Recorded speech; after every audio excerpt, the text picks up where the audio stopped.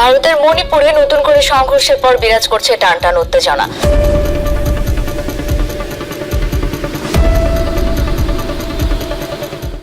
ভারতের ৬০ কিলোমিটার এলাকা দখল করে ফেলেছে চীন, এমন একটি খবর প্রকাশিত হয়েছে কলকাতার আনন্দবাজার পত্রিকায়। ভারতের উত্তর পূর্বাঞ্চলীয় কৌশলগত গুরুত্বপূর্ণ ৭ রাজ্য বা 7 সিস্টার্সের অন্তর্ভুক্ত অরুণাচলের ৬০ কিলোমিটার অভ্যন্তরে ঢুকে পড়েছে চীনের সেনারা। অরুণাচলের অঞ্জ জেলায় চীনের সেনার ক্যাম্প দেখা গিয়েছে। এরপর থেকেই শুরু হয়েছে জল্পনা কল্পনা। একটি প্রতিবেদনে বলা হয়েছে, অঞ্জ জেলার কাপাপু এলাকায় চীনের সেনাদের ক্যাম্পের খোঁজ মিলেছে। সপ্তাহখানেক আগে থেকেই নাকি ওই অঞ্চলে ঘাঁটি গেড়েছে চীনের সেনারা। চীন এই ক্যাম্পটি ম্যাকমোহন লাইন থেকে ৬০ কিলোমিটার দূরে হাদিগ্রা পাসের কাছে অবস্থিত। এদিকে অঞ্জ জেলার চাগলাগাম এলাকা থেকেই ২ বছর আগে নিখোঁজ হয়ে গিয়েছিলেন ২ ভারতীয়। লাইন অফ অ্যাকচুয়াল কন্ট্রোলের অদূরেই এক গ্রামের বাসিন্দা ছিলেন তারা। স্থানীয়দের দাবি ছিল চীনের পিপলস লিবারেশন আর্মির হাতে বন্দী রয়েছেন তারা। তবে চীন সরাসরি স্বীকার করেনি ওই ২ যুবক তাদের হেফাজতে রয়েছে কিনা। ব্যাপারটি আজ পর্যন্ত রহস্যজনকই রয়ে গেছে। ভারত চীন সীমান্ত থেকে আগেও নিখোঁজ হয়েছেন একাধিক মানুষ। এর আগে ২০২০ সালের সেপ্টেম্বরে সুবানসিরি জেলা থেকে ৫ যুবকের নিখোঁজ হয়ে যাওয়ার খোঁজ মেলে।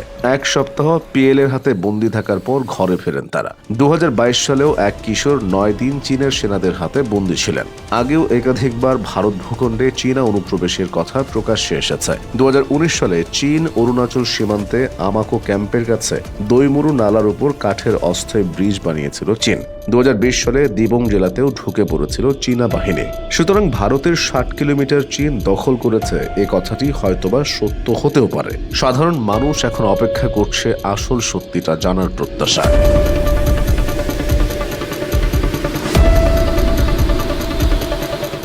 ২৩ অক্টোবর সাল ১৯৬২। শরতের এক সকালে ভারতে গুলিবর্ষণ করতে করতে প্রবেশ করে চীনা সেনারা। ভারত এবং চীনের মধ্যে সংঘটিত হয় একটি যুদ্ধ। মূলত সীমানা নিয়ে এই যুদ্ধের সূত্রপাত হয়েছিল, আর এই যুদ্ধে ভারত শোচনীয়ভাবে পরাজিত হয়। তিব্বত তখনই দখলে চলে যায় চীনের। চীন তিব্বত দখল করার পর ভারতের বর্তমান অরুণাচল প্রদেশ ও আকসাই নিজেদের অন্তর্ভুক্ত এলাকা বলে দাবি করে। এভাবে যে সীমান্ত সমস্যা শুরু হয় তা শেষ পর্যন্ত যুদ্ধের সূচনা করে। যুদ্ধে চীন জয়ী হয়ে একতরফা যুদ্ধবিরতি জারি করে। আকসাই চীন দখলে রাখে এবং অরুণাচল প্রদেশ ফিরিয়ে দেয়। যুদ্ধের পর ভারত সেনাবাহিনী বুঝতে পারে তাদেরকে আরও শক্তিশালী হতে হবে। যুদ্ধে যুক্তরাষ্ট্র, সোভিয়েত ইউনিয়ন ও যুক্তরাজ্য ভারতকে সমর্থন করে। অন্যদিকে পাকিস্তান চীনের সঙ্গে মিত্রতা বাড়াতে সচেষ্ট হয়। এশিয়ার ২ বৃহৎ দেশ এবং একই সঙ্গে পারমাণবিক ক্ষমতাধর ২টি প্রতিবেশী দেশ সবচেয়ে বেশি সীমান্ত সংঘাতে জড়িয়ে এসছে। এই সীমান্ত সংঘাত সংঘর্ষ এড়াতে একাধিকবার চুক্তি ও সমঝোতা করেছে ভারত ও চীন।